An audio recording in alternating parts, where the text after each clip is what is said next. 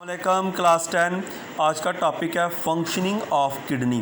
Kidney किस तरह से ये फंक्शन करता है और यूरिन किस तरह से बनाता है। तो इसके तीन पहले पॉइंट यानी कि तीन स्टेप हैं।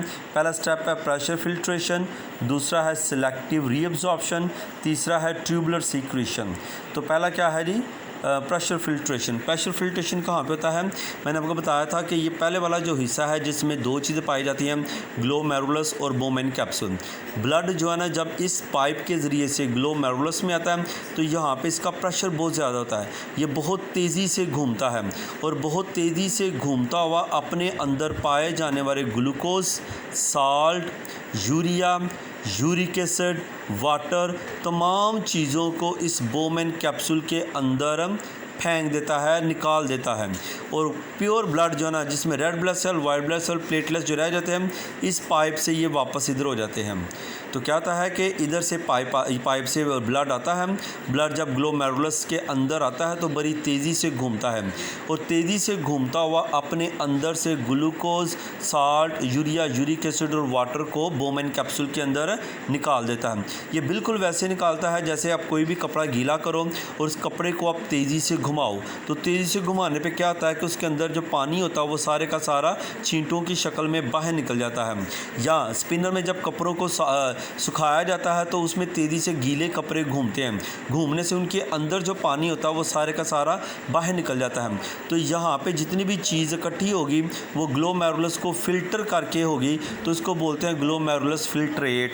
ठीक है, तो ये यहाँ पे ये देखें, when blood enter the kidney via the renal artery it goes to the many arteries and then to the glomerulus।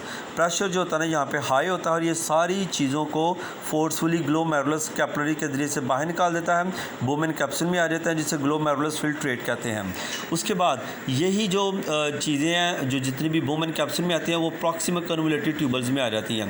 Proximal convoluted tubules में लूपा फैले से फिर डिस्टल कन्वोल्यूटेड ट्यूबल, यहाँ से लेके तो यहाँ तक जो एरिया आता है, यहाँ तक तमाम जितना भी चीज़ें जो बाहर निकली होती हैं वो दोबारा खून के अंदर शामिल हो जाती हैं और 99% वो खून में शामिल हो जाती हैं। बाकी का यहाँ तक पहुँचते सिर्फ 1% यूरिया, यूरिक एसिड, वाटर और साल्ट रह जाता है और वही सारे मिलके यूरिन बनाते हैं।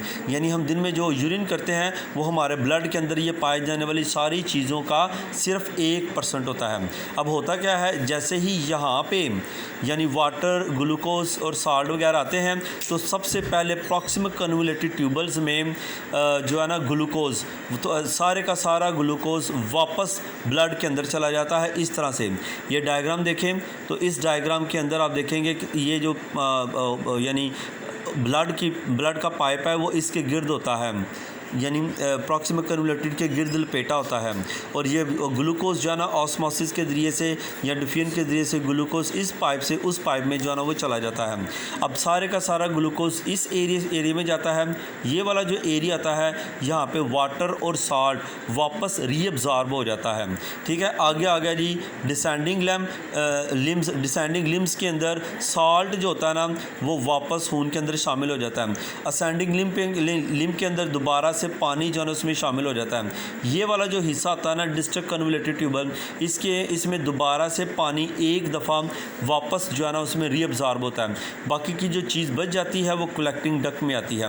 तो जो जितनी भी चीज़ें यहाँ पे रीअब्जॉर्ब यानी फ़िल्टर होती हैं इधर से लेके इधर तक, उसका 99% दोबारा से रीअब्जॉर्ब हो जाता है। सिर्फ 1% जो है ना वो यूरिन की शक्ल में कलेक्टिंग डक्ट में आ जाता है।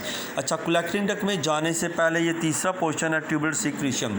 यहाँ पे आके जो खून होता है उसकी पीएच हो जाती है ज़्यादा, हमारी बॉडी के मुताबिक नहीं रहती। तो यहाँ पे कुछ ग्लैंड होते हैं, कुछ डिफरेंट आइन जो है ना ये यहाँ कुछ हार्मोन्स होते हैं जो कि इधर ग्लैंड वगैरह उस खून के अंदर हार्मोन को, आइन को, क्रेटिनियन को जो है ना उसके अंदर खारिज करते हैं, जिसकी वजह से खून का जो है ना ये पीएच वो हमारी बॉडी के पीएच यानी 7.35 से 7.45 तक हो जाता है। और बाकी की जितनी भी चीज़ें वो फ़िल्टर हो के ये इसमें आती हैं, कलेक्टिंग डक्ट में आती हैं, उसको हम कहते हैं कलेक्टिव, इसको सबको कहते हैं यूरिन। ठीक है, ये यूरिन कलेक्टिंग डक्ट से फिर पेल्विस में जाता है। ठीक है जी। अब ये कितनी मात्रा में ये सारी चीज़ें पाई जाती हैं, तो नॉर्मल केमिकल कंपोजिशन जो यूरिन के होते हैं उसमें पानी 95% में पाया जाता है। यूरिया जो है 9.3 ग्राम पर लीटर अगर यूरिन हो तो उसमें इतने ग्राम यूरिया पाया जाता है। क्लोराइड आयन जो है ना इतने ग्राम पाए जाते हैं, सोडियम आयन इतने ग्राम और पोटाशियम आयन इतने ग्राम पाए जाते हैं। ये आपने याद रखना है, ये MCQs के लिए बहुत ज़्यादा इंपॉर्टेंट है। ठीक है बेटा, किसी भी चीज़ की अगर समझ आए तो आप पूछ सकते हैं। अस्सलाम वालेकुम।